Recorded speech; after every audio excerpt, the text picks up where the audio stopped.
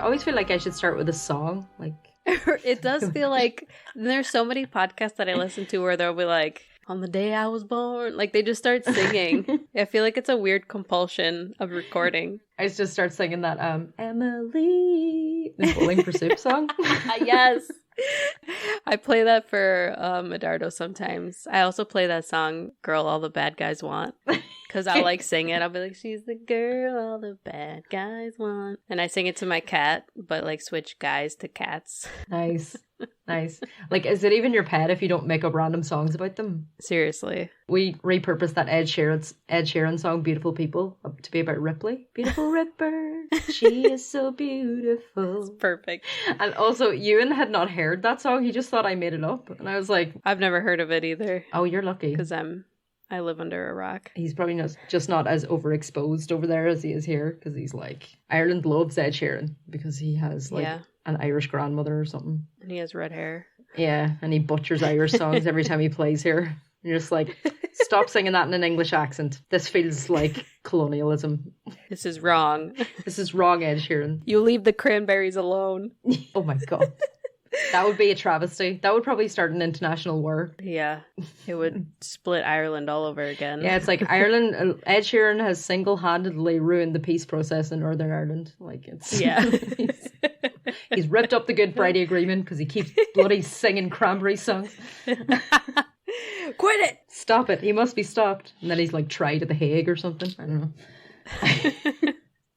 And then the fairies get him.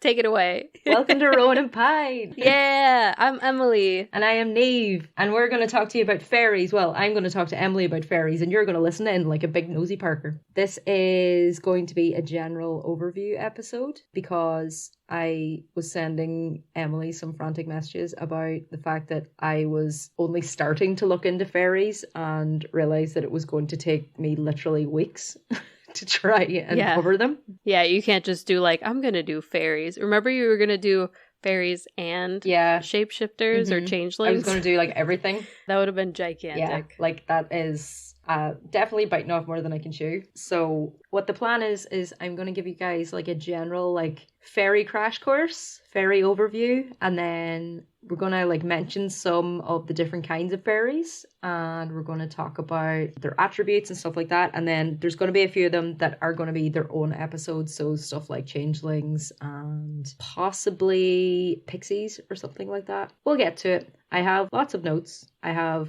definitely had to try and like dig in the recesses of my brain to see how Irish is pronounced, because when you're not studying it at school anymore, you're like, I think that's right, but I feel like someone will correct me if I get that wrong. For a second, I thought you meant how the word Irish is pronounced. No, no, like Irish words, because you're kind of like, some of them I know are from like old Middle Irish. It's really not pronounced the same. The language rules, like my own name, like it has like certain language rules, like the MH. So even I was like looking up pronunciation of some things, going, is that right? And then like I was right all of the time. And I'm like, why am I second guessing this so much? Just embrace it. Embrace your Irishness. Yes. Before I get started, I'm just going to list out some of my sources, because then it just covers my arse. And also, by the way, thanks for like all the love on our werewolf episode. We've got like a lot of positive feedback from people on that. Our friend Mike said it was the best episode yet. Thank you, Mike. Thank you. Big shout out. Shout out to Mike. And hopefully the episodes just keep getting better. I think so. Well, we're biased, but it's hard to top the wolf strap. We'll have some kind of werewolf themed like getaway at some point. That would be a lot of fun, actually. We can cram it all into one go. It can be like werewolves, and then we'll wear some flower crowns, and then maybe we'll dance around a ring. Fairy werewolf midsummer. And then we'll end up on some like influencers in the wild shit going like, what are these weirdos doing? Honestly though, I would just be like, oh hey, it's us. #RowanandPinepod. A way to promote us. Right. Come follow us. Is that our new strategy? Just get noticed by influencers in the wild? I was gonna say, honestly, it's a pretty good marketing idea. I love that page. It is the best. Yeah, it really is. What about fairies in the wild? Literally. I'm trying to be like really good at segues. So my sources for this episode are a website called teaandrosemary.com, tvtropes.org, mythos.fandom.com, wildernessireland.com, and they had a blog on Irish folklore, mythopedia.com, Irish Times website, and irishroadtrip.com. There is a book which is like really well structured called The Complete Idiot's Guide to Elves and Fairies, which of course that title just spoke to me right away. You're like, I'm a complete idiot. idiot. Yeah, I'm a complete idiot. Thank you. And it was written by a person called Sirona Knight. So thank you, Sirona Knight, for giving us a nice jumping off point. So just to start us off, origins of like fairies. So like my understanding of fairies were always like those tiny little creatures you see like flitting about, mainly in like Disney films, like Peter Pan, like Tinkerbell kind of stuff. I was gonna say Tinkerbell. I think Tinkerbell's a pretty good representation of like the fairy sort of temperament, because she gets mad, she gets jealous, she's a little bit vengeful, you don't want to piss her off, and she's kind of powerful. Yeah, so fairies at their core are just nature spirits. They're usually tied to the elements, like you have like land and water and air and all of that kind of stuff. There was also a belief that fairies are spirits of the dead, but that actually sprang up around Victorian times, you know, at all of the Victorian like fascination with death that they all had, which we definitely need to, I think, cover in some future episodes, like death photography, memorial photography, and all of that kind of stuff. Oh yeah, I love the Victorian hair jewelry. Yeah, that's really and, like cool. Hair art where they just like take the hair from the dead person and like make things out of it. I'm like, you guys are speaking my language. It's so morbid, but so cool. Right. All of the knowledge that we have today about fairies isn't really from like the written word, it's from the oral storytelling tradition. So that's how like myths and legends have been passed down. In Irish, it's called bilogis, from the Irish word for mouth, which is bail. So it's like, yeah, your oral history. The word fairy stems from the French word fée, and that's also what you hear people referring to fairies about. And the word fée has three separate sort of interpretations. It can mean enchantment, it can mean a place where enchanting or magical beings dwell, or it can mean the inhabitants of a magical or enchanted place. So that's the fée. It's also a reference to the Greek fates, who like helped influence the trajectory of events, literally fate. We can also refer to fairies as little people, bright people, the golden ones, the wee folk. There's a whole host of different categories of fairies. There are some that repeat in different folklore in different parts of the world. There are some that like you'll see them crop up like in Norse folklore or in like Germanic folklore, and then Celtic, Irish, British folklore as well. So I just thought I would go through some of the different types or categories of fairies and what they do and where they come from. So the first one is, as I was texting you during the week and I said I'd fallen down a rabbit hole about brownies, and you're like, okay, did you have a craving? Recipes or? So brownies are little brown men. It's like, please, like, do not think that this is some sort of racist slavery thing, even though, like, as I am literally about to describe, it doesn't come off great, okay? They're from Scottish folklore. They pop up in English and German folklore, and their primary function is they help farmers. They do outdoor tasks during the night, like shoveling hay, feeding sheep, guarding like cattle. They're only about 3 feet tall. They have pointed ears and brown complexions, and they only wear brown as well. So that's why they're brownies. They usually stick with one family for a while, and they're generally happy. They bring good luck to your household. They're like a magnet for luck, and they also have a really strong affinity for animals. So if you are cruel to your animals that they are linked to, you'll incur their wrath. That's amazing. Yeah, which I kind of love. It kind of reminds me of like the Tomta in Sweden, but they're more like vengeful. They'll like hurt your animals. But I think brownies are like the positive little Scottish version. Don't you do anything bad to your sheep. You will incur our wrath if you're mean to that horse one more time. I swear to God. Do it again. I dare you. 3 feet tall is actually pretty big for a fairy, because probably our like main idea of fairies are what we would consider pixies, which are only about like Tinkerbell, kind of like palm size. Yes, they're only about 4 inches tall. The brownies are the XL fairies. Super XL. Triple XL. In my head, I imagine the brownies are just like little like fat, like rotund guys that just go around like lifting cows and stuff. 3 feet tall and 3 feet wide. Yeah, wearing little hats. Pixies are only 4 inches tall. They live in gardens and woods. They would have the most contact with humans, which is why they would like show up in a lot of our imagery and our media. They are the ones that are a little more like mischievous. They play jokes for fun, but they can actually be a little bit harmful. They're known to steal stuff and take stuff from your home. Jerks. I was actually speaking to my best friend during the week, and she said that she has definitely had a few instances where she will lose something. She'll check a specific place because she thought it was there and it's not going to be there. And then like she'll come back a few weeks later and it's there, and she'll be like, definitely was not there the last time. So she's blaming pixies. I feel like that's also called over 30. Yeah, it could be over 30. And I also want to say that like I really hope that we don't upset any fairies while we make this episode. Well, you've already upset some fairies this week. Do you want to tell our listeners about your bird?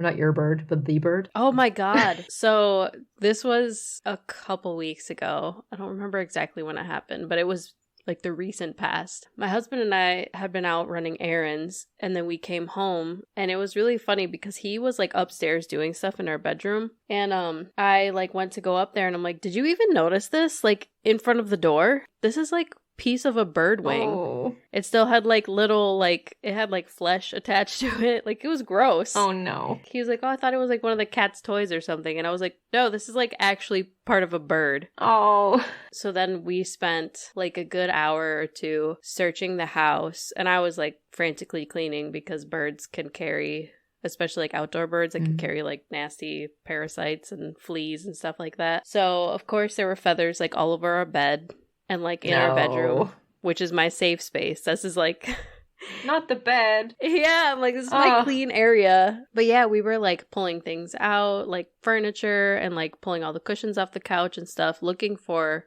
a bird, like a carcass. Yes. Never found the carcass. We didn't find feathers anywhere else. You know, like bones or anything. Nothing ever showed up like in our animals' poop. I was trying to think of a nicer way to say it. Nothing. We never found any other trace of this bird. That is crazy and also creepy. Right. And no idea how it got in the house either. And like, is Wednesday like is she a burier? Like, would she bury something for later? No. I can't see because somebody said that they thought that Wednesday's my dog, by the way. Yeah. Somebody thought that. It's not some random child. A random day of the week. But yeah, somebody's like, oh, your dog probably ate it. And I'm like, I can't see her eating that, to be quite honest. She seems pretty timid. Yeah, she's super timid and very, very picky about her food. Like we had like, nope. Yeah, we had to. The only way she'll eat her food is if we mix dry food with wet food with warm water. And it has to be the right amount of warm water, otherwise she won't eat it. What an absolute princess. So, I know. So I don't think that she would eat a bird carcass. No. And my cat only weighs 6 pounds. I don't know how much of that she could put away. No. Wednesday's probably like, do you see what like they're leaving around the place? Like, this place is absolutely, I'm offended. You're not taking proper care. Pretty much. He's like, what have you done to the house? Can't live under these conditions. Niamh was saying that I probably upset the fairies. Yeah. So like, yeah, the pixies are known to steal stuff, take them somewhere else and hide it so you can't find it. They also had that one song. Where is my had to throw the dad joke in there. Yeah. Where is my bird, to be honest? Hey, anyway. It's a good song. But also, you have to treat pixies well and give them gifts that they approve of, and then they'll respect you too. So I'm thinking that maybe you left something out that they thought was for them and they didn't like it. Oh my goodness. So you're going to have to think back and just reconsider your life choices. I'm sorry. It's really hard because I do put out like if we have produce that gets like a little bit, not like really nasty, but you know, when it starts getting to like a point where you won't eat it anymore. Yeah. I do throw it out for the animals. Mm-hmm. Like I throw it outside. Yeah. I'll be like, I don't want to throw this away. I will give it to the animals. These squishy carrots, are you serious? Well, they don't like salt, so if there's something that's too salty that you're throwing out, maybe that's what it is. Yeah, I don't know. I don't salt my veggies before I throw them out, so... The next on my list is the Banshee. I'm not going to go too far into the Banshee because I'm going to do a full episode on the Banshee and on death omens. It might be a joint episode if you have any that you want to do. That would be fun. But definitely, I would like to do a full one about the Banshee, but just as a very general overview, The banshee appears. It's like women at 3 stages of her life. It's like a young woman, a mother, like a matronly. I was gonna say like the maiden, mother, and crone. Yes, exactly. Situation. Usually she is heard before she's seen, or she's only heard. And in some parts of Ireland, I was told growing up, she only screams for the death. Oh yeah, she's a harbinger of death. She only screams for the death of families whose surname begin with Mac or O. So they're usually the oldest Irish family. So yeah, I'm safe. My surname does not begin with either of them, and neither will my married name. So you won't be hearing any banshees in your future. Yeah. All of you guys are out on your own. I'm good. That actually used to bring me a lot of comfort as a kid. That like, oh, it's like if I hear her, it's not going to be anybody belonging to me. Yeah, it won't be me. I of course could not go on without covering leprechauns. Of course, leprechauns are small old men dressed in green, sometimes red. So just like you. Just like me. I'm a small old man. Yeah, dressed in green. I feel like we could have done this a lot more if we hadn't done like face reveals on our Instagram where you can go see what we look like. we could have that would be pretty funny. We could have had a whole running joke that I'm just an old man that you talk to once a week about folklore. You're an actual leprechaun. Your voice is just a little high. Yeah. Actually, most leprechauns, anytime that like somebody's doing an impression of them, like there was like this radio segment in like on our national radio in Ireland, and they had like a leprechaun that would come on and talk, and he always had like that like really high pitched voice. Oh yeah, like I'm definitely thinking about the Lucky Charms guy. Yeah, where he's like, woohoo. Yeah, pretty much. Although we don't have Lucky Charms in Ireland, so what the fuck? I know, isn't it ridiculous? That's a shame. Yeah. Although we used to have a cereal that had marshmallows in them, so I do know like basically what they taste like, but yeah, we don't have them here. It's Do you not have any cereals with marshmallows? I don't think so anymore. The EU basically fucked the whole cereal market because by telling you it was unhealthy. Yeah, kind of limiting stuff. It's like this is just sweets that you're pouring milk over. Like, what is this? Right. That's what it's so funny because when I was a kid, we ate cereal for like breakfast, lunch, and dinner, basically. Yeah, so did I. And back like, in the 90s, yeah. Yeah, it was like, Mom, what are we having for dinner? Cereal. Okay. And it was just like. It's so funny that it's marketed as like a meal. Yeah. When like if you talk to a doctor or anybody who knows anything about nutrition, they're like, no, do not eat cereal unless you're eating it like as candy. Like it's ridiculous, like the content of it. So the EU banned most of the food colorings. They call them E numbers. So like they classified them all and they put like an E and then a number. So I think they made it that like you're supposed to limit the amount of them that you have in your food, but it basically ruined a lot of our childhood favorites. There's a soft drink that you can only get in my county. It's called Football Special. Sponsor me, Football Special. I'll take all of it. Like when I worked in a shop that sold it, we were talking about it and we were saying that like it's just not the same since they took all of the E numbers out of it, because it used to give you like this amazing like red mustache. So like every picture of every family wedding, if you grew up in Donegal, all the kids have these big red mustaches because they're all like downing Football Special. That's hilarious. You usually get it in a pub like with a packet of crisps, and that was like, yeah, you know. Yeah, I just heard that they basically figured out that Skittles are just like poison. Oh God, because it's made of like nothing real, and then it's got all the fake food coloring in it, like I think they do it over here, like they call it like yellow 5 and like red 3 or whatever it is. Yeah. So and you guys have like a Skittle that we don't have. They mix. There's like one of the Skittle colors. I'm gonna have to look this up. We're really staying on track here. This is for the American Skittles. Okay, yeah, I know what they're like. American Skittles are firm and crispy. What? That's what they're like here.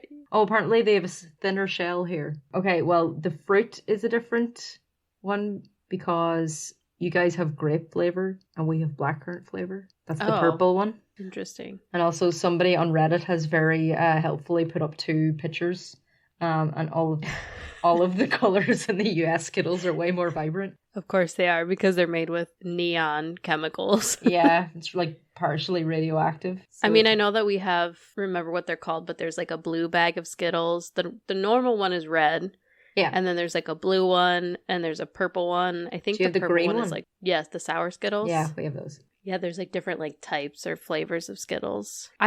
Somebody said that like all the Skittles flavors are the same. They're just different colors, so it like tricks you or something like that. And I was like, no, those are definitely different flavors. Did you guys have the weird mint ones? No. Oh, they were Not awful. that I recall. I don't think you can get them anymore, but it was like sweet mint. And it was like actually light blue, the bag. Yeah, now that you say that, I'm starting to like think that maybe that was a thing here. Yeah, we have like Didn't last long though. Yeah, it's like, this is too healthy. Like, why are you trying to get kids to eat mints? Because I don't think you can get them here now either. The colors were very satisfying though. It was all like lovely pastel colors. Oh yeah, I really do feel like I remember that now. Yeah. So back to Taste the Rainbow. Leprechauns. Leprechauns are always cobblers. So they usually have a little hammer. And you can hear them coming by the tapping of their hammer, which sounds vaguely menacing. Wait, but like, what are they tapping their hammer on if they're coming? Are they dragging it on the ground or what's happening? It's like Jason Voorhees like dragging a freaking chainsaw. Maybe that's why they made all those leprechaun horror movies. The one that Jennifer Aniston is in. What? Yeah, like is it Leprechaun 4 or something like that? It's like one of the really sad sequels but it was before Friends, so it wasn't like a career step back for her. It's not like recent. Imagine Jennifer Aniston in the Leprechaun sequel now. Oh my god, drinking her protein shake. Oh yeah. Sometimes it's okay not to have a brand. For sure. So leprechauns are the cobblers of the fairy world, because fairies love dancing so much they're always wearing out their shoes. The leprechauns help them by making more shoes, and they themselves love dancing and music. And if you want to be more musical, you can enlist the help of a leprechaun if you manage to catch one. Also, another thing, if you manage to catch one, is they have to reveal the hiding place of their gold. It's usually at the end of a rainbow. Everybody knows this. But most humans who try to get a leprechaun to reveal the place of their gold have been tricked, and they usually end up with even less than they had when they begin with. So the leprechaun will be like, all right, then give me your shoes. Oh. And then you just have no shoes and no gold. I'm just like, what do they do with the shoes? I don't know. Because if you're tiny and you get a human's shoes, they're not going to fit you, and they're definitely not going to fit the fairies. Is that maybe where the old woman who lived in a shoe got a shoe? Are there tons of old women living in shoes? I only know that one story. Didn't she have a bunch of kids or something? That sounds like a failed welfare state or something. I don't know. She's a single mom. She can only live in a shoe. Here's like our special documentary about her. The leprechauns are like Robin Hood. They're stealing shoes from the wealthy and then giving the shoes to the poor as houses. Yeah, they're just socialists trying to give to the poor single moms, make sure that them and their kids have somewhere to live, you know. Leprechauns are also really good information brokers. So if you find yourself in the fairy world, if you come across a leprechaun, you can press them for information. If you like to barter with them, they like gold and ale, which same. I too like gold and ale. So maybe I'm actually... I was going to say, I think you are a leprechaun. Just outing myself here. You unzip your skin suit. Guess what? Here's my beard. Next on my list is elves. So according to mythology, there are light elves and dark elves, and that mainly comes from Nordic mythology and Icelandic as well. And I feel like those are the places that you associate with elves, right? For sure. I was going to say, do you think Santa's elves are light elves or dark elves? And does this refer to like the kind of meat that they are? Whoa, that went really dark. They're like a turkey. The dark meat.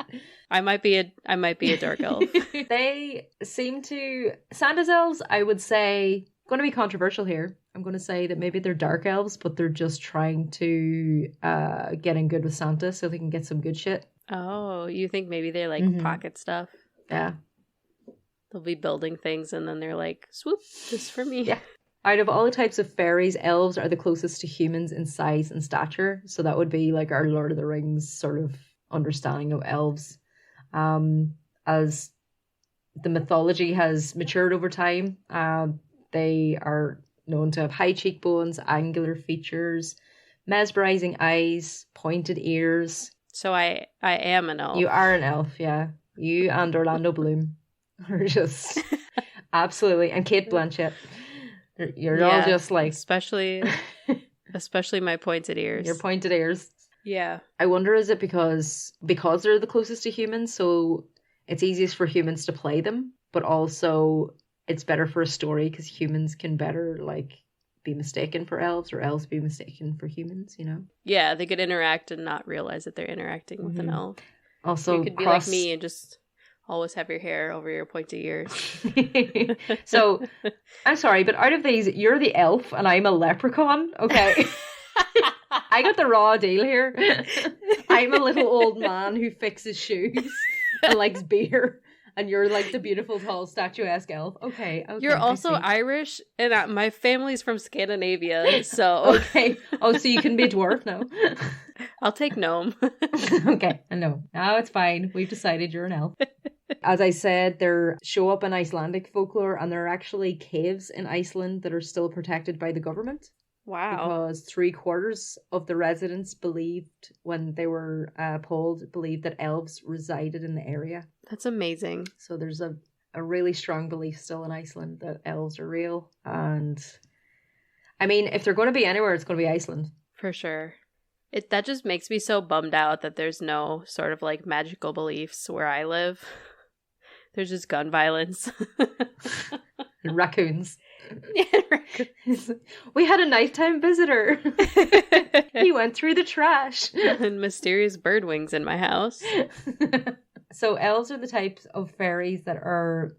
We had pixies who like live in the forest, but the elves are the protectors and caretakers of the forest. Okay. And they're usually tied to the specific forest that they live in. These must be like different to the ones that are in Iceland because those ones are living in caves.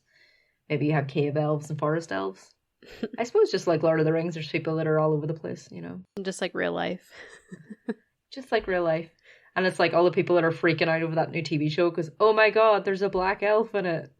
It's like, yeah, you can believe that there's elves and flying like dragons and stuff, but like you make one of them black and that's the most difficult thing for you to grasp.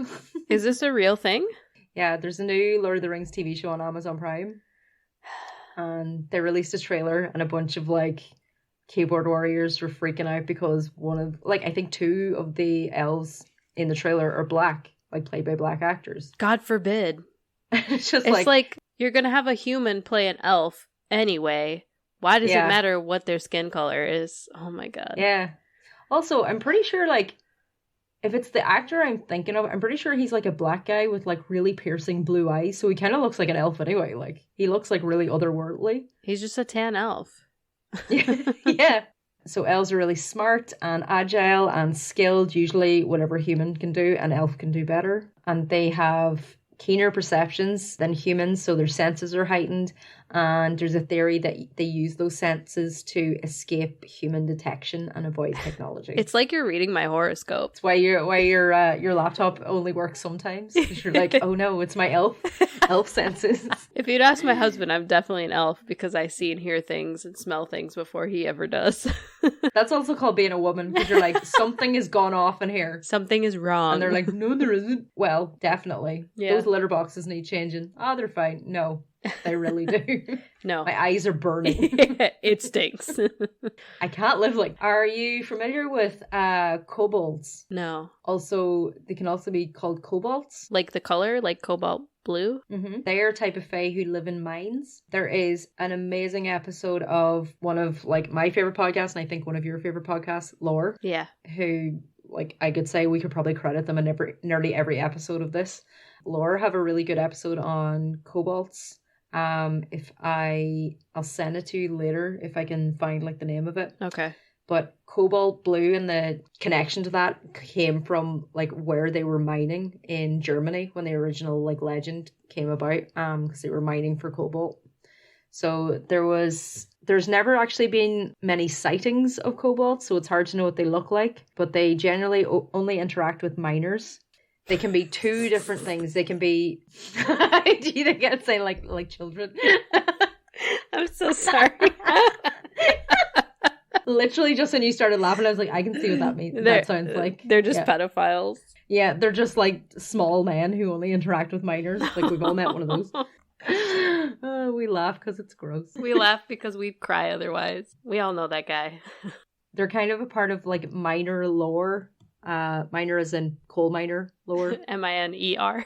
When you're that far down in the ground, when it's so dark, I'm sure there's like certain things that you can't explain, certain things you might see in the darkness. They're known as troublemakers. They can undo some of the progress of the mine, you know, like mess with their tools and stuff like that. But they're not so malicious.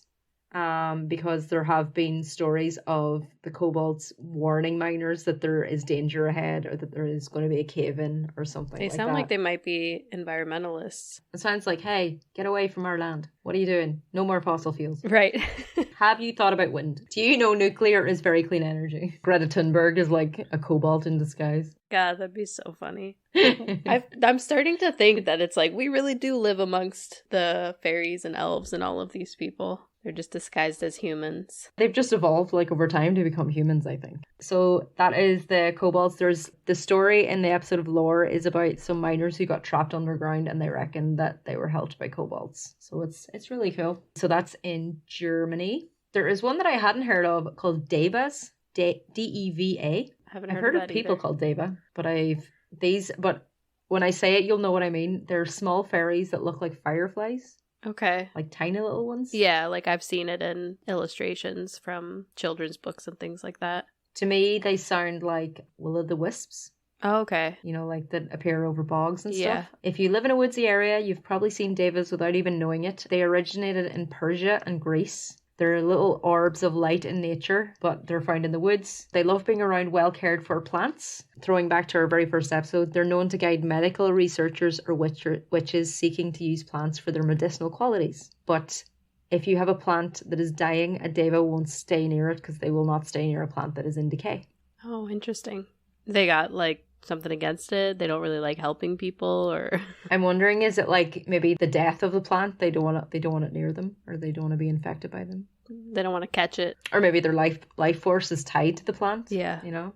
Interesting. So if the plant dies, they die. Yeah.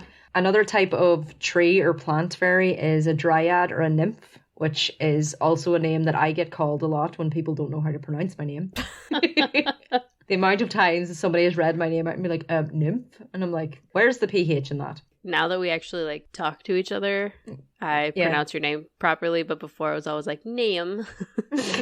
Yeah, you're getting used to actually like saying it out loud. Because now I'm saying it more than I'm reading it. See, it clicks eventually. Someday. So nymphs are tree fairies. They're not the actual spirit of a tree, but they're a type of fae. But if the tree dies, the nymph will die as well. You can tell if there is a dryad or a nymph helping your tree to grow because it'll have a knot in the bark that looks like it's got an eye in it. So if you come across a tree like that, you know that it's protected and you know you shouldn't be fucking with it. There's actually a tree right outside my bedroom window, and it has this big spot that looks like an eye. You need to put a picture of that on our Instagram. I should. After this episode. When we put it up in 2 weeks, 3 weeks. Oh my god, we record way early. Yeah, we do. Sorry, that's wild. Because we're like 2 weeks out, but it's helping us get time to edit because I actually haven't edited the last episode yet, so... Oh. I'll get it done before Wednesday. So the tree that is guarded can also, apart from having the face or the eye on it, it can just feel special or different. You can get like a feeling about it when you're near. The colours on it will be a little bit more vibrant because it's being cared for. The tree that's outside my window, it's really, really old. Our house was built like almost 150 years ago, and I think this tree is probably almost as old as the house. Wow. But, so it's got this eye on it, and it's also... Our neighbors eat junk food like all the time, and then the squirrels dig through their garbage. And I frequently see a squirrel sitting in this tree eating like a piece of pizza or like a chicken wing or something. Okay, maybe that squirrel is an imp. Maybe it's just like hanging out going, yeah, this is some good chicken, man. A garbage nymph. Hey, they have to evolve with the cities like you. This is a city nymph. That's too funny. It says that if the special tree becomes sick, you should do everything in your power to save it instead of cutting it down, because if you do cut it down, the nymph or the dryad will die or move on, and you won't be able to grow anything in that spot again until more fairies come. Oh my goodness. Yeah. So you have a huge responsibility now. I do. It's also really scary because it's super old and it has this huge branch that like arches over the top of our house. Oh no. And it's one of those things where it's like every time a big storm blows through, it's like, is this thing going to crush our house? Yeah. But you can't do anything with it because it'll ruin your life. No pressure. No pressure at all. Trolls. Yes. Not the internet kind. So trolls are monsters in Norse mythology. They turn to stone or they blow up on exposure to sunlight. They reside in caves, mountains, or dense forests. Have you seen the episode of What We Do in the Shadows with the troll? Yes. Oh my god, I completely forgot about that. Where it's like an internet troll, but it's also a real troll. Yeah. Yeah, it's like how they've like evolved over time. They're just on the internet now, like. Yeah, and then he like freezes in the sun, and then he's like got the big like stone penis. Yeah. How is that show even real? My god. I also feel like if we ever have like a bingo card for our show, it would be like mentions What We Do in the Shadows. Hey, it's a good show. If we get more people watching it, even better. So they're often depicted guarding passages across waterways such as bridges or shallow crossings and demanding a riddle or poetry or some sort of like game of wits so that you can get across. Gnomes, on the other hand, they're sort of synonymous with the seven dwarves. Like when we see gnomes being like depicted, they usually look like the dwarves from like Disney's like Snow White and the Seven Dwarfs. But you were able to tell us about like gnomes in Scandinavian folklore. So the dwarves in that movie are an amalgamation of like loads of different little things. Like they're a little bit like the kobolds. Because they're little small miner men. Right. Miner men. They're coal mining tiny men. Gnomes do enjoy vegetable gardens and they're very practical. They love to see humans growing their own fruits and vegetables. And if they do come across humans growing fruits and vegetables like within their territory, they'll bless them with a bountiful harvest. So they're Capricorns. Yes. Just kidding. There's also like this thing, it's mostly in like England where people put little ceramic gnomes in their gardens. Yeah, they do that here too. Yeah, what the fuck? Are you hating on gnomes? No. Officially no, but also what the fuck? Like there's always like one fishing, like why? Yeah, fishing in no water whatsoever. Or like one with its trousers down for no reason. Yeah, I don't like that. I like the cute ones. Or like there's one funny one. I think you can even just Google sexy gnome and he's like laying on his side in like a sexy pose. I feel like I've seen that. I've definitely seen that. It's pretty funny. If you have a good relationship with gnomes, you have good intuition when it comes to growing plants indoors or outdoors. So I thought we'd pause for a quick trope check. So a trope check. So all of the tropes that we hear coming up again and again in folklore. So very like generally for fairies, they're usually immortal. They will usually have some sort of abnormal skin tone. They'll be blue, like brown as in brownies, not as in brown people. Green, pink, or golden. They can be inhumanly beautiful or inhumanly ugly. They'll have like animal features like insect antennae or wings. They can be mischievous, play tricks, but their attitude can change from happy to friendly to ferocious without warning if you've somehow offended them. They like to barter, they like to take offerings and gifts, but often they will, if they give you a gift, it's something that doesn't really have much value in our world, or else it'll disappear. And isn't it, if they offer you a gift, aren't you supposed to not accept it? Yeah, if you're in their realm and they offer you food or drink, it's a little bit like Greek mythology.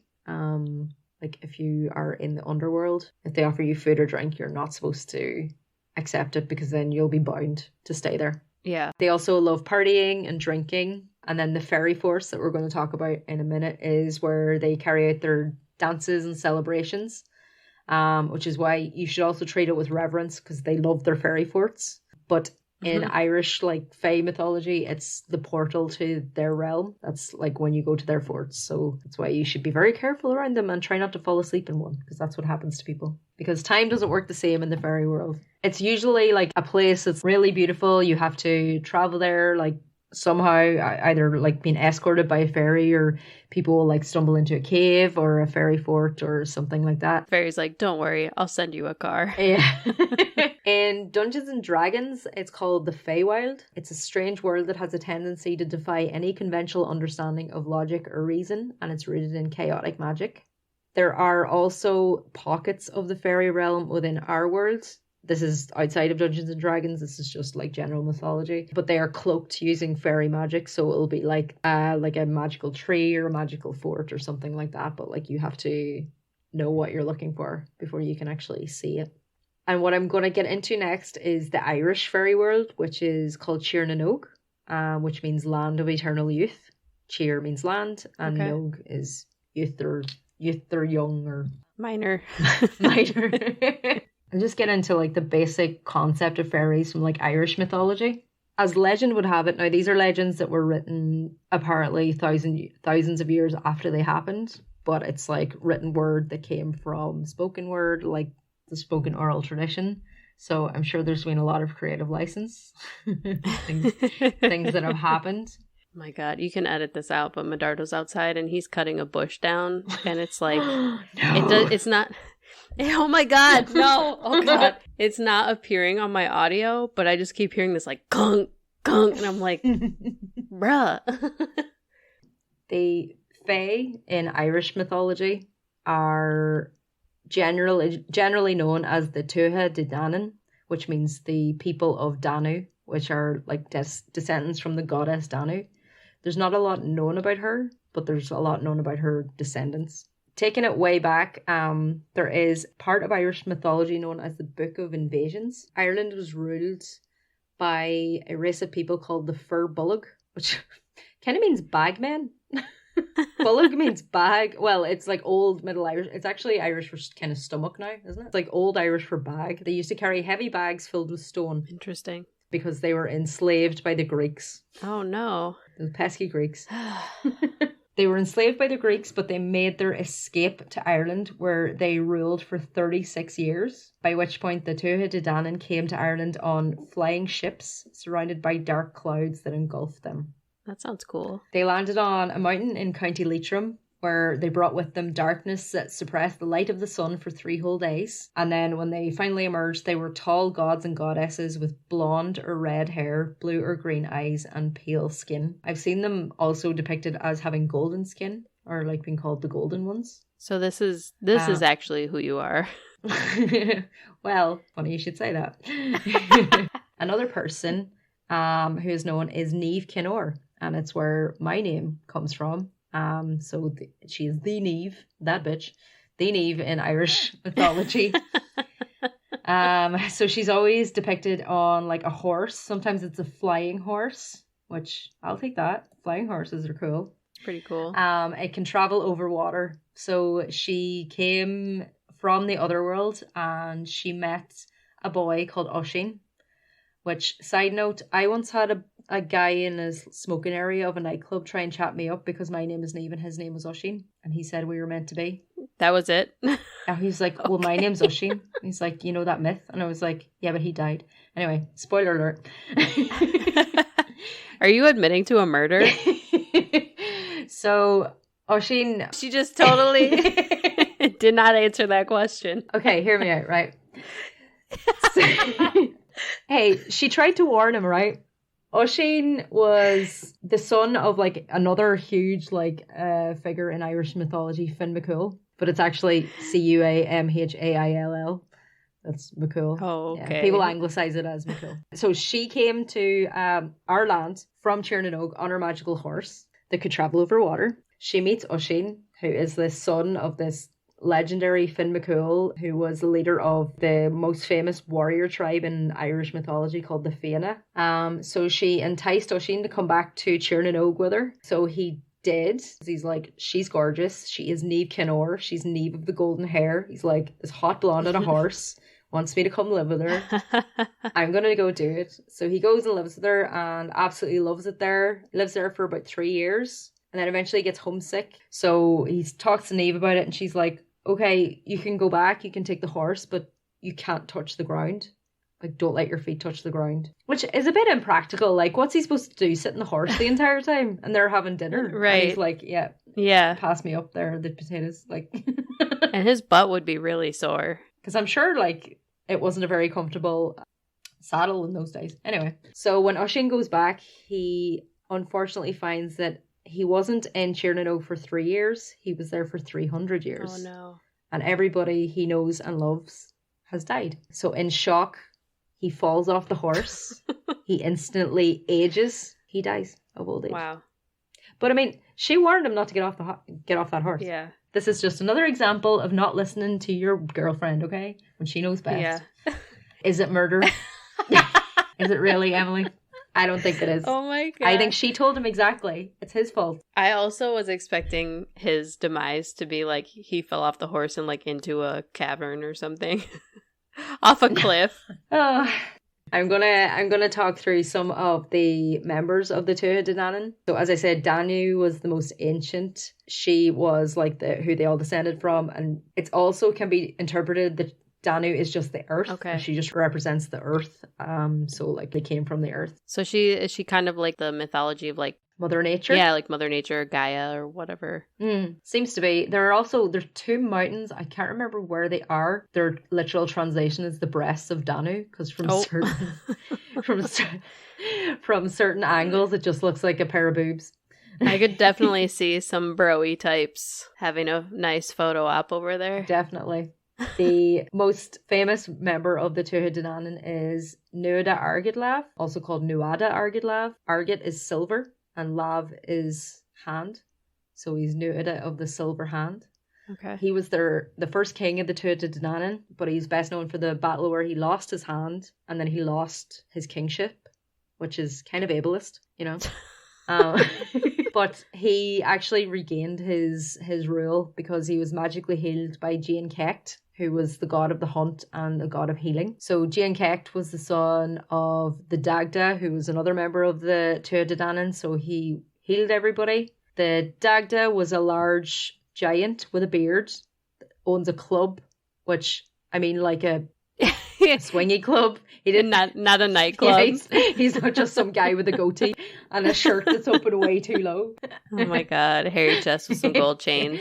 Dagda was actually a druid, and he was a king that had the power to control everything from the weather to time. And apparently So he's a fancy boy. He's a major boy. He had all of the cool shit. Apparently his home was Newgrange, which is the megalithic tomb that I mentioned to you before. I don't think we mentioned it on mic, but it is the place that during the winter solstice, the lights, when it catches a certain part, it lights up the entire antechamber, and there's like a lottery to get in to witness it every year. But that was meant to have been Dagda's home, the site of Newgrange. Okay. So have you ever heard of the Morrigan? No. The Morrigan was Dagda's wife, or reported to be Dagda's wife, but she is one cool bitch, okay? She is the goddess of war and death. She is a shapeshifter, and her most favoured shape that she shifted into was a crow or a flock of crows. That's amazing. So she's just goth as fuck. Like, she's...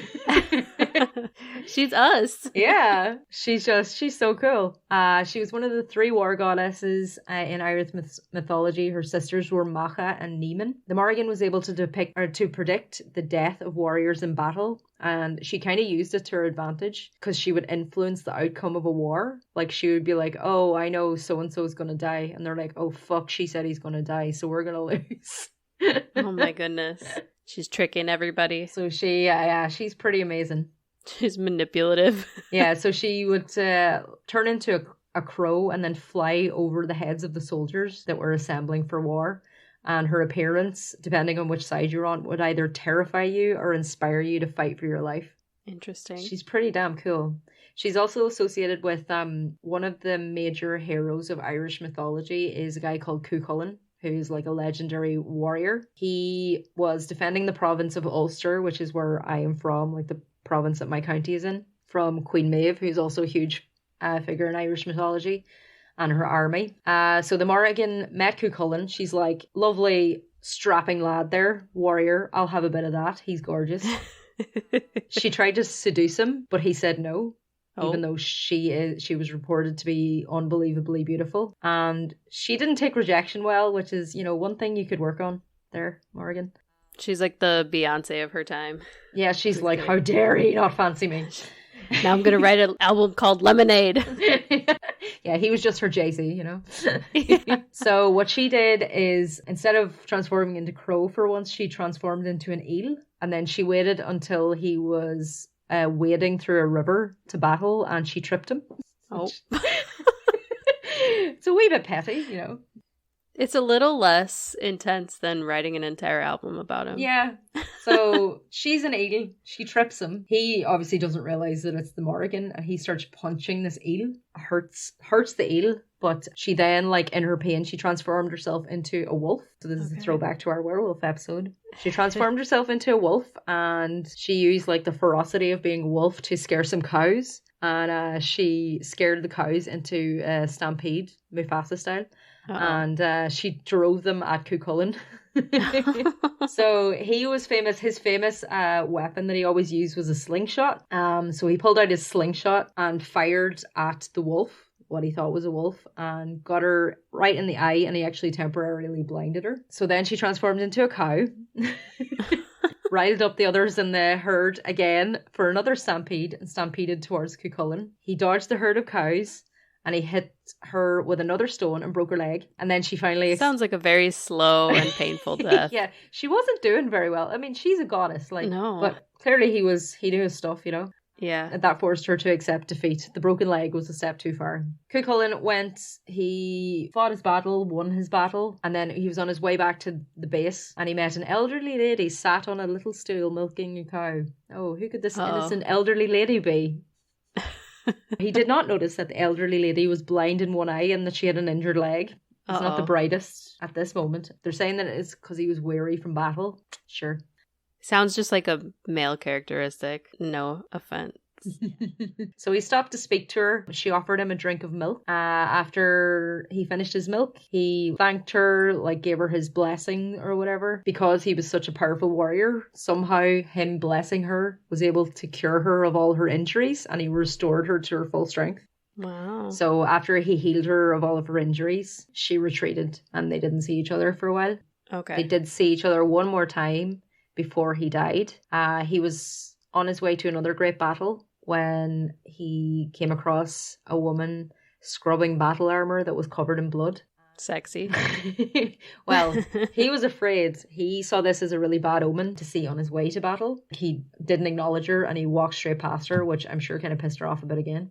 Yeah. But it was during this battle that he was mortally wounded, and with his last bit of energy, he pulled himself over to a nearby boulder, and he tied himself to it with some rope so he could prop himself up and kind of not make it so obvious to his enemies that he wasn't able to stand on his own feet. So he was trying to frighten his enemies off to give his army a chance. It was said then that a crow landed on his shoulder and he took his last breath. Sneaky little bitch. She got him. Oh yeah, she was married to the Dagda, so she had a husband. Wow. But she just... So unless they had discussed an open relationship. Yeah. Yeah, so she's all fixated on this wee fancy man who's a really good warrior. That was the most Irish thing you've said. Well, true. Clearly she has a wee notion. Well, as they say in Donegal, a wee fancy man. I can't. When you have a crush on somebody, you have a notion of them. Okay. When I was a teenager, if there was somebody that my mum thought I would have a crush on, I'd be like, do you have a wee notion of him? And it's just the way they put it. Do you have a notion of her? That's hilarious. Yeah. Oh my goodness. The two final members of the Tuatha Dé Danann. This isn't all of the members, but these are kind of the main players. Other people would have heard of is Balor. So Balor. Balor was the chief of a demonic race called the Fomori. Okay. So they threatened the Irish people until they were subdued in the second battle of Tuatha. So the first battle of Tuatha is where Nuada lost his hand, and the second battle was where the Fomori and the Tuatha Dé Danann. Balor was kind of a scary dude. When he was a boy, he looked into a potion being brewed by his father's druids. The fumes caused him to grow a huge poisonous eye in the middle of his forehead, and it was said that anybody that his eye gazed upon, it would kill them instantly. That's really weird that they word it as a poisonous eye. Yeah, but I'm thinking maybe is that where the inspiration for the Eye of Sauron came from? Like it's kind of like this all-seeing eye of death. It's just funny to me because I feel like if something's poisonous, you have to like ingest it or touch it for it to do anything, but for it to look at you. Yeah. So is it like almost like laser vision or something? Was like, do you break out in sores when he looks at you or something like that? I feel like it would make more sense to call it like a cursed eye. I don't know. So Balor actually had a really famous grandson called Lugh, L-U-G-H, not L-O-U. Just sounds like somebody who owns a car dealership. Your local mechanic. So Lugh was a bit of a golden boy. He was a master of craft and battle, and he had a number of magical tools in his possession, like a fiery spear and a sling stone. I also, for some reason in my head, that he was like the god of light. So he's just this, he was supposed to be like really beautiful. And he had a dog called Phelanus, who was like his like special like hound dog that used to help him in battle. So Lugh was the grandson of Balor because of the marriage of the god Cian, which is also a really common name in Ireland. So Cian married Balor's daughter and they produced Lugh, and then Lugh became a member of the Tuatha Dé Danann, even though his grandfather was one of the Fomori, who are like the demonic race. Even though Balor was supposed to have been really, really beautiful and like had like striking beauty, but the rest of his race are supposed to be, I've seen them depicted as almost like reptilian. Oh, interesting. Like a representation of like proper darkness. Yeah. Isn't there a holiday based around Lugh? Lunasa? Maybe. Yeah. So Lunasa is like harvest. Yeah, isn't it like right around this time of the year? Lunasa is August. Yeah. It's the Irish word. It's the Irish word for August. So it's Anar, Fiara, Marta, Arbran, Baltana, Mehiv, Ul, Lunasa, Manfor, Jerifor, Samhain, Nullag. So that's the 12 months of the year. Oh wow. That's so cool. Yeah, Lunasa is August. But they're kind of weird. Like it's kind of like our own months, like the way that it's October is actually the 10th month, even though Oct is 8, like OCT. Octopus. I've never thought about that before. It's something to do with like whatever way the Romans like reformulated the calendar or something like that. Wow, blowing my mind right now because never thought about that. So yeah, you and I were born in Anar. Eanair, that's January. So Lugh, the grandson, actually killed Balor once and for all at the Second Battle of Mai Turi. So he is responsible for beating the chaotic demonic race of Fomori and leading the Tuatha Dé Danann to victory. They were kind of known as like the rulers of Ireland until their downfall when the Milesians arrived on Irish shores. Now, there's speculation that the Milesians, they're supposed to have come from what is now northern Portugal, and there's speculation that these are the Celts. Okay. So when the Milesians arrived, they were met by 3 goddesses of the Tuatha Dé Danann, Eru, who Erin, Ireland is named after, Banba and Fodla. The Milesians were the eventual downfall of the Tuatha Dé Danann. They fought a battle against them and they eventually drove them underground. But the Tuatha Dé Danann weren't completely powerless. They used what remained of their innate magic to become the She. So they became the fairies that we know and that we have covered in this podcast.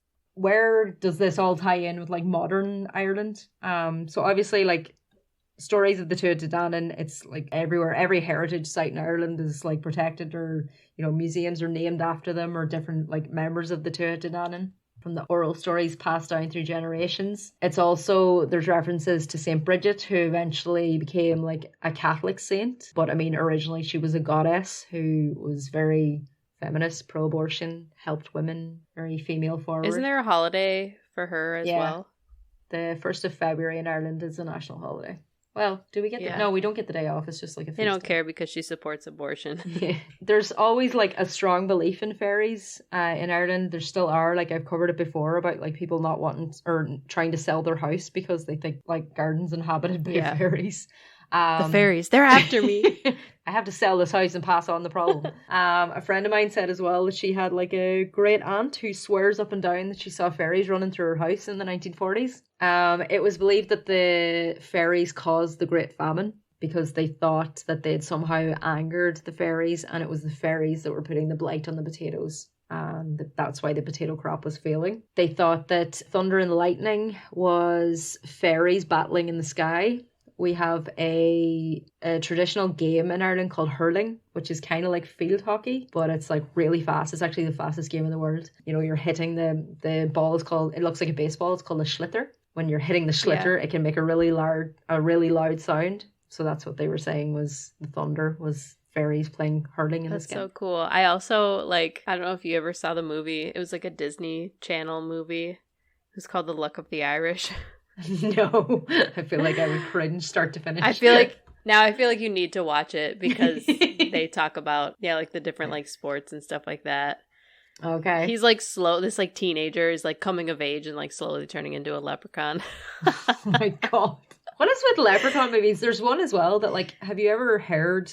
It's well known here, Darby O'Gill and the Little People. No, I have never heard of that. So it's like an American movie, like based off like Irish mythology. There is a banshee in that. There's leprechauns and all in it, like, but there's a banshee in it that has collectively traumatized a generation of Irish children. It's like it's always played on TV, and she is terrifying. She is so scary. So I'll find the scene on YouTube and send it to you because I was gonna say you have to send me the name of that movie, and then you have to watch The Luck of the Irish. Okay. So even up to the present day, there have actually been like motorways and planning permission like revoked or changed or blocked because it's passing through a ferry fort or a ferry site. In 1992, there was a businessman called Sean Quinn. He lost his multi-billion euro fortune, and it was believed it was because he fell prey to a pishog, which is a fairy curse, because he gave the go-ahead for a 4,000-year-old megalithic burial tomb to be relocated to make a way for a quarry. Oh. And he lost all of his money. I love it. That is fairies, fairy folk, Tuatha Dé Danann, and that is a very general overview of it. Right. So, Emily, did you learn about fairies? I did learn about fairies. There's a lot of stuff that I didn't know and wasn't expecting, and pleasantly surprised. I don't know. I was excited to learn no matter what, but I feel like I learned a lot more cool stuff than I thought I was going to. Well, at least you know you can't go cutting down that tree in your back garden, and if your husband is hacking away at a bush there, you might want to go and stop him. It's really weird because our house, like I said, it was built 1,000,000 years ago. But overall, it doesn't feel like it's haunted. But like every once in a while, like the energy in the house feels weird.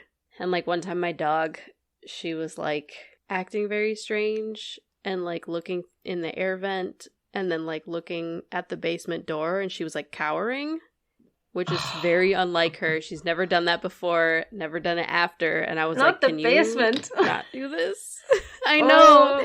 And so I called my husband, and I had a knife in my hand, and I was like, I'm staying on the phone with you. I have a knife. Something might be in the basement. So if you hear screams, just like call 911. Who knows what we're attracting by doing this podcast, okay? So yeah, we're definitely going to cover hauntings in a future episode. If anybody has any requests that they want us to cover, or stories that they want to share. Yeah, stories they want to share. If you want to send us voice clips, if you want to email us stories, give us something to read out. We're really happy to do that. We'll definitely be doing some follow-up like listener story episodes when we run out of stuff to cover, but we're not going to run out of stuff to cover for a while. But, you know, we need a break. I know. When we first started this, I was like, oh man, I don't feel like there's going to be enough. And then I don't know if you've looked at that list of things to do yet. Yeah. It just keeps growing, and I'm like, I think we're good. Yeah, so we have plenty, and there's definitely going to be some more fairy stuff coming, and I'm going to delve into some of the more specific things, and we're going to talk about fairy vulnerabilities and different ways that you can protect yourself against them if you happen to find yourself up against some fairies.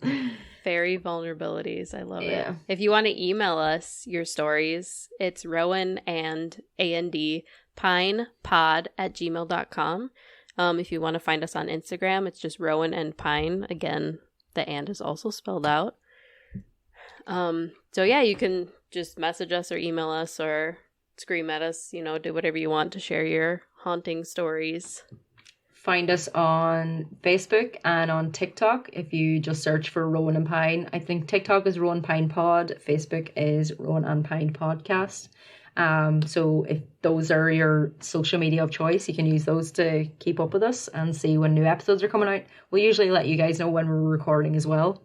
So we're usually like, we record 1 week and then we release an episode and then we record. So usually our episodes come about 2 weeks after we actually record them. So that's why sometimes it's a bit of a throwback when you listen to us talking. Right. Like, I think we've done a pretty good job of not talking about anything in relation to current events, but no. Yeah. But it's just really funny because when the episode actually comes out, I'm like, oh, I forgot about this. Yeah, I forgot I said that. Yeah. But yeah, it's good. It gives me a chance to edit and really try and perfect what we need to say and what works and what doesn't. Thanks for joining us to learn about fairies. Thanks for listening, and fuck yeah, folklore. Fuck yeah, folklore. My name is Emily. And my name is Niamh. And this was Rowan and Pine. Bye. Bye.